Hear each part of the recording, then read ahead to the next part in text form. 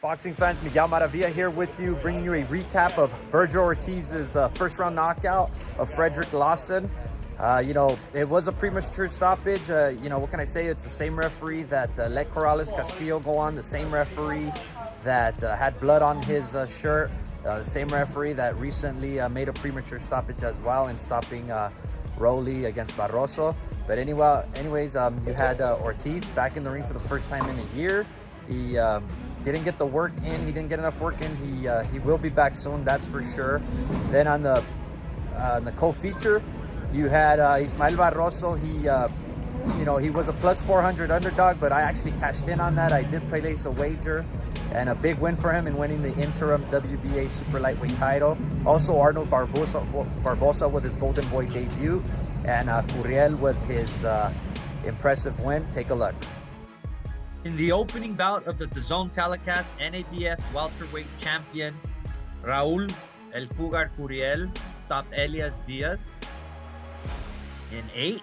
It was a fast-paced fight early on. Diaz working the jab, very busy as Curiel was adapting to the style.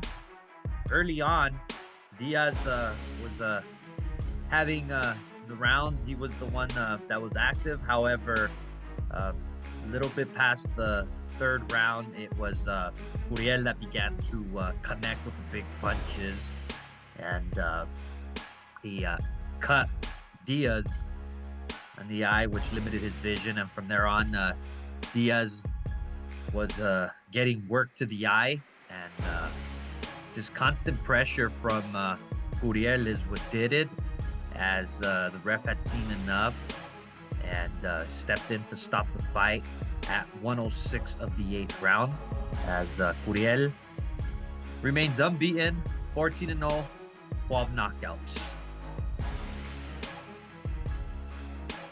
In his Golden Boy debut, WBO #1 rated super lightweight Arnold Barbosa of South Almonte returned to the ring, and he stopped Zolani Ondieni, the South African, in 8. It was a low-paced fight early on. Barbosa took his time measuring with the jab and figuring out Ondieni with the back and forth movement.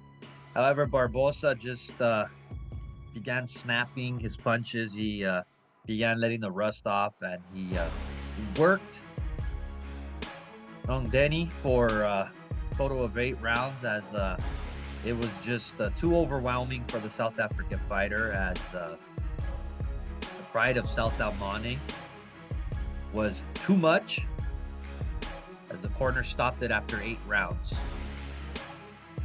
And in the co-feature bout, Venezuela's Ismael Barroso knocked out O'Hara Two Tanks Davis. It was a brutal knockdown, and Davis got up once again, but was down on the canvas as Davis could not continue and was unresponsive on his feet, forcing the referee to stop it at 153 of the first round. With the win, Barroso wins the WBA interim super lightweight title. And in the main event, Vergil Ortiz scored the first round knockout against Fredrick Lawson. It was a very short fight, basically short left, stagger Lawson, and Ortiz continued to attack, but following with a series of unanswered punches, as referee Tony Weeks stepped in prematurely to stop the fight at 243, drawing a reaction of boos from the crowd. Just a lot has developed since, as Tony Weeks apparently posted on his social media that Lawson had suffered an aneurysm prior to the fight. However, Golden Boy has issued a statement that Lawson was cleared to fight, so there's a possibility that Tony Weeks likely, if he has an account, was hacked, or it was likely a parody account, somebody just making things up and decided to post it. But it is what it is. And Vergil Ortiz went on to call out WBO super welterweight champion, Tszyu. Definitely like to see Ortiz come back soon, as he, you know, again, he just one round he got in. He was out of the ring for over a year, so he definitely needs more work in to get that rust out. As far as Barbosa goes, you know, he has arrived at the 140-pound super lightweight division, so he's definitely there to make some rumblings. He's there to make a name for himself as well. He is the most avoided in the division, so I look for a big fight for him this year, as he's with Golden Boy now. And Barroso, he definitely wants that rematch. I'd like to see the rematch with Raul, but I doubt that ever happens. I think Raul will looking for big money fights, not risky fights.